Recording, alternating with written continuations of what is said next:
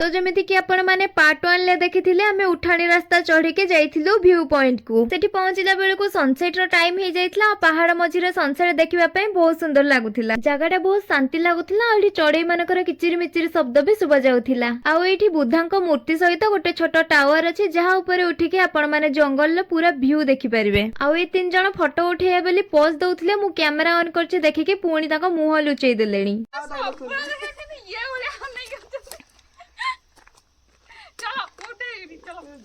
माने समस्त फोटो उठा सरी साराणी किंतु यही मैडम कर सरीनी। लास्ट रे पोज पूरा छाटिकी दउची ये कैमरामैन पूरा नुई नाई के फोटो उठाउचंती। बुलाबुली सरला परे गाड़ी रे बसी के बाहरी आस्तिले घर को। किंतु एटा मु भाबुथुली किंतु हेला किछि अलगा। घर को न जाय के गाड़ी रे सीधा हमको नेई के जाइतला दरगड़ी शिला। आ आमे ए विषय रे किछि जानि भी नथलु। आ दरगड़ी शिला एटा मु फर्स्ट टाइम आसुची। जदी आउ टिके जल्दी एठी पहुंची थांतो किछि बुलाबुली करबा सहित फोटो भी उठै थांतो। संध्या हे आसलाणी जेहेतु आमे बेसी टाइम सिटी रही नथलु। जल्दी जल्दी सेटु बाहरी आस्तिलु। आ सेई टाइम रे मो मन भितरे खाली गोटे कथा आस्ताय मु केमिति घरे जल्दी पहुंचबी। आ किछि समय भितरे आमे पहुंची जाइथिलु मंदिर पाखरे। सेठू आमे सब बाहरी आस्तिलु घर को।